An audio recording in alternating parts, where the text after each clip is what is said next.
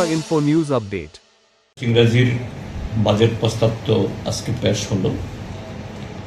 Budget বই এখনো সংগ্রহ করিনি, অর্থাৎ লাইন বাই লাইন পড়ার সুযোগ এখনো হয়নি, ফ্যাক্টস ফিগার দেখিনি, শুধুমাত্র তার উপস্থাপন শুনেছি। যতটুকু এই শোনা থেকে যা মন্তব্য করা যায়, আমি বলবো যে এই বর্তমান যে অর্থমন্ত্রী, তার এটা তৃতীয় বাজেট। প্রণজিৎ সিংহ রায় মহোদয়, তিনি এই গতানুগতিকতার বাইরে এক চুলো বেরোতে পারেননি। বাজেট শুধুমাত্র ফ্যাক্টস এবং ফিগার, কিছু অঙ্ক বাড়লেই এটা দিয়ে যে বাজেটটা জনমুখী হলো কিনা, ইনক্লুসিভ হলো কিনা, এটা প্রমাণিত হয় না। তার জন্য এটা সুপরিকল্পিত একটা রূপরেখা থাকা চাই। আমাদের রাজ্যের মানুষের আর্থসামাজিক কাঠামোর উপর, বৈচিত্র্যের উপর ভর করে কিভাবে তার ইতিবাচক যে পরিবর্তন আনা সম্ভব। গত দুটো বাজেটে যেমন সেরকম তার কোনো চিহ্ন ছিল না, এবারও প্রায় বলা যেতে পারে সম্পূর্ণ এটা হলো, অর্থাৎ এটা মানে বব্বারম্ভ। যেমন উদাহরণস্বরূপ বলছি, আমি শিক্ষা বলছে, এবং আজকে অনেকগুলো বিলও পেশ হবে, প্রাইভেট ইউনিভার্সিটি, সরকারি ইউনিভার্সিটিকে একটু তার কলেবর বাড়ানো। কিন্তু শিক্ষা তো উচ্চশিক্ষা বা তার যে এই পোস্ট গ্রাজুয়েট স্তরে যাওয়ার আগে প্রাইমারি শিক্ষা, মাধ্যমিক শিক্ষা, সেদিকে নজর দিতে হবে। সে সম্পর্কে একটা কথাও নেই। স্কুলগুলো ত্রিপুরার যে এখন বলা হচ্ছে 4 শতাধিক স্কুল, প্রাইমারি স্কুল একজন মাত্র শিক্ষক দিয়ে চলছে। তারপর মাধ্যমিক বা সেকেন্ডারি অপ্রতুল শিক্ষক নিয়োগের কোনো চিন্তা ভাবনা, এবং শিক্ষক যারা নিয়োজিত নানা কারণে তারা আজকে এই অনিশ্চয়তার মধ্যে আছে। সর্বশিক্ষা অভিযান, সমগ্র শিক্ষা অভিযান, একটা শব্দ প্রয়োগ করা হয়নি। 2, হ্যাঁ, কৃষি সম্পর্কে অনেক কথা বলেছে, যেহেতু কৃষিমন্ত্রী খুব সিনিয়র মোস্ট, তাদের মধ্যে সবচেয়ে বেশি ভোকালও। তিনি অনেক সেখানে কি বলে এই নানা ধরনের পাতা পল্লব যুক্ত করিয়েছেন। কিন্তু বেসিক ত্রিপুরাজ্যের কত জমি আছে, সেই জমিতে বেশি ফলন আনতে গেলে পরে, এবং ত্রিপুরাজ্যের বেশিরভাগই হলো গরিব কৃষক, মাঝারি কৃষক, তাদেরকে সেরকম সুবিধা দিতে গেলে পরে সেচ এবং আরও নানা ধরনের কৃষি সরঞ্জাম কিভাবে সরবরাহ হবে, এবং তাদের থেকে উৎপাদিত পণ্য কিভাবে বাজারজাত হবে, এগুলা নিয়ে কিছু এখানে সেখানে কিছু বাজার তৈরি করবেন। আর মুখ্যমন্ত্রী স্পেশাল যোজনা নামে কিছু বলা হয়েছে, কিন্তু তার কোনো সার্বিক পরিকল্পনা ইত্যাদি কিছুই নেই। কর্মসংস্থান, হ্যাঁ, আমরা বলি যে সমস্ত বেকার যুবকদের সরকারি কাজ দেওয়া সম্ভব না। সরকারি বেসরকারি উভয় ক্ষেত্রেতেই ম্যাক্সিমাম পসিবল তার সুযোগ তৈরি করা দরকার। সেখানে যে ভ্যাকান্সিসগুলো আছে, এই ভ্যাকান্সি কিভাবে পূরণ হবে, একটা শব্দ বেকারদের সম্পর্ক নেই। ঠিক তেমনি যে বেসরকারি ক্ষেত্রেতেও কর্মসংস্থানের উপায় কিভাবে শুরু হবে, এবং সেই জায়গাতে সরকারি উদ্যোগ বা সরকারি অংশগ্রহণ কি থাকবে, ওই কেন্দ্রীয় প্রকল্পের কিছু বাগাড়ম্বর ছাড়া কোনো বক্তব্য নেই। আইন শৃঙ্খলা উন্নয়নে শুধু কিছু পরিসংখ্যান তৈরি করা ও অফিস থেকে বানানো, 100টা এফআইআর দাখিল হলে পরে 10টা এফআইআর এই গ্রহণ করে না। ফ্লোরে বলেছি 5% দিয়ে ঘোষণা করা হয়েছে, অত্যন্ত স্বাগত। এবং মুখ্যমন্ত্রী যদিও বলতে পারলেন না নিয়মিতের সাথে অনিয়মিতের পাবে কিনা। অনিয়মিত মানে হলো ফিক্সড পে, কন্টিনজেন্সি, ডিআরডব্লিউ। কারণ অতীতে দেখা গেছে নিয়মিতের জন্য দেওয়া হলো, অনিয়মিতের জন্য দেওয়া হয়নি। সর্বশিক্ষা অভিযান, রেগা, ন্যাশনাল রুরাল হেলথ মিশনে যারা আছে এরা সেই 18 সালে যা পেতেন তার থেকে 1 নয়া পয়সা পায়নি। অতীতে এরকম কখনোই হয়নি, কিন্তু এই সরকার আসার পর এই জাতীয় বৈষম্যগুলো হচ্ছে। আমি জিজ্ঞেস করেছিলাম, মুখ্যমন্ত্রী দুবার দাঁড়ালেন, কেন বলতে পারলেন না জানি না, হয়তো তথ্য তার কাছে নেই। কারণ এগুলি ওনারা ঠিক সেরকম ভাবে জানার চেষ্টাও করেন না, জানতে চেষ্টা করলে তিনি বলতে পারতেন না, কথা বলছি না। এগুলো সম্পর্কে বরাবরই তো উদাসীন। কিন্তু এই জায়গাতে একটা টেকনিক্যাল কথা মাননীয় সুদীপ রায় বর্মন তুলেছেন এবং আমিও তার সাথে সহমত পোষণ করি। আরে 2 সেকেন্ড আগে অর্থমন্ত্রী বাজেট পেশ করল, সেই বাজেটে ঘাটতি দেখানো হলো। অর্থাৎ এই কাজ করার পর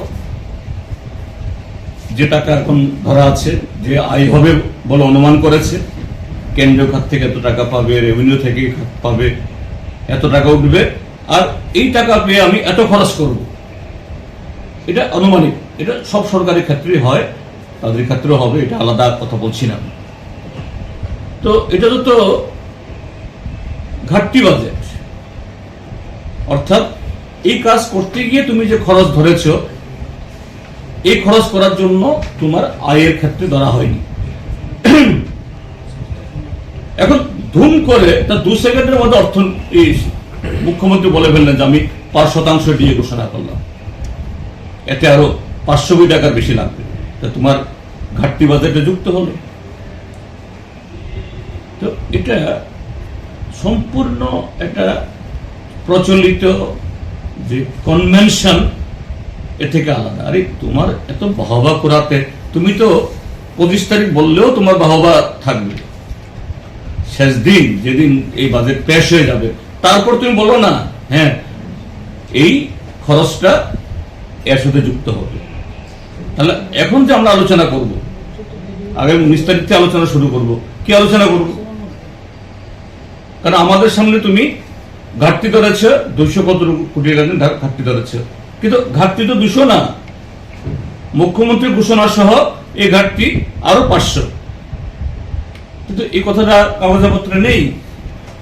আর অর্থমন্ত্রী যখন এই বাজেট যখন তার এই পাশ হবে, স্পিকার যেদিন বাজেট পাস করাবেন সেদিন এই 500 কোটি টাকা যুক্ত হবে না, অথচ আজকে রেকর্ড হয়ে গেল আরো 500 কোটি টাকা খরচ হবে। কিন্তু স্পিকার যেদিন বলবেন এত এত এত এত এত এত এত এত এত, সেদিন কিন্তু এই 500 আসবে না। তো এটা এক ধরনের যে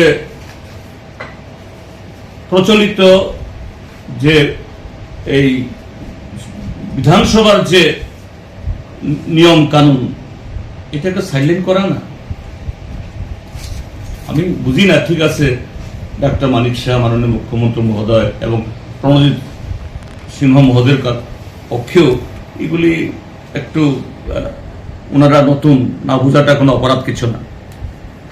কিন্তু এদিক দিয়ে এটাকে মানে স্বীকার না করে ওই পরিষদীয় মন্ত্রী বলছেন আমরা বিরোধীরা কেন বিরোধিতা। আমি তো বিরোধিতা করছি না, তো আমি তো দাঁড়িয়েই বলছি প্রথমত যে হ্যাঁ আমি স্বাগত জানাচ্ছি, আই ওয়েলকাম।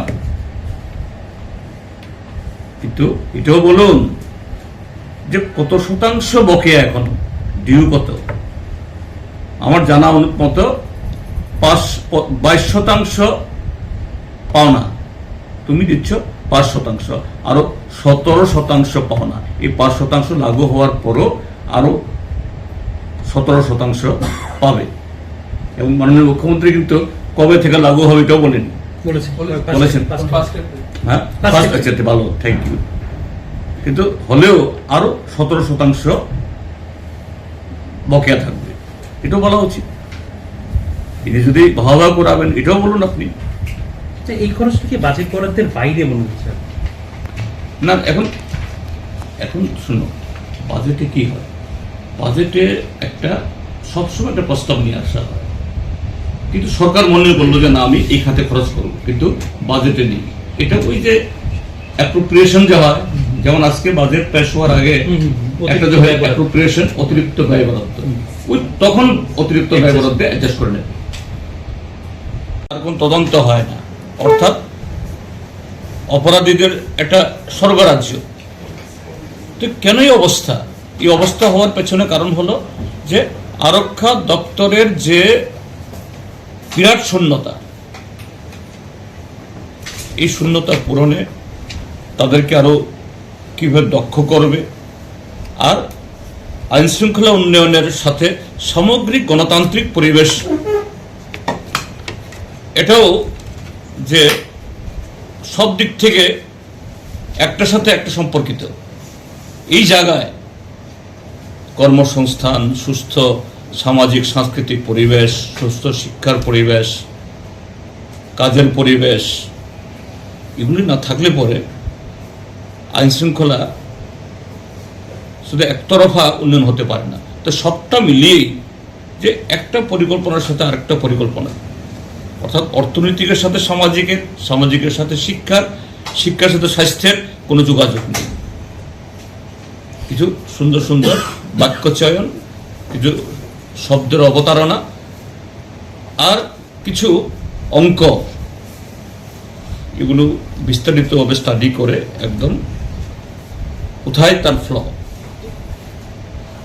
আমরা বিরোধী দল মানে বাজেট পাস না হোক তা বলছি না, বাজেট তো পাস হতেই হবে, পাস হবেও, কিন্তু যে এই সীমাবদ্ধতার মধ্যে, এই সীমাবদ্ধতার মধ্যে কিভাবে যে অর্থের প্রস্তাব করা হয়েছে সেই অর্থ আরো ভালোভাবে খরচ করে এই রাজ্যের সামগ্রিক উন্নয়ন হতে পারে, আমাদের বক্তব্যের সময় সেগুলো আমরা রাখবো। কাজেই এক কথায় বলতে পারি যে এই বাজেট তার বিগত 2 বছরের গতানুগতিকতা এবং অন্তঃসার শূন্যতার থেকে বেরিয়ে আসতে পারেনি। এতে সুনির্দিষ্টভাবে এই রাজ্যের যে অর্থনীতি, তার যে কৃষির উপর নির্ভরশীল, আর তার সাথে আরো সামাজিক বিভিন্ন দিক, এই জায়গাতে কিভাবে একটা সন্তুলন নিয়ে আসবে তার কোনো দিশা নেই। এটা দিশাহীন, বিক্ষিপ্ত, জোড়াতালি দেওয়া এটা বাজেট, এটুকুই আপাতত যা শুনেছি তা থেকে আমার observation. Subscribe to Tripura Info and press the bell icon so that you never miss any latest updates and news on Tripura.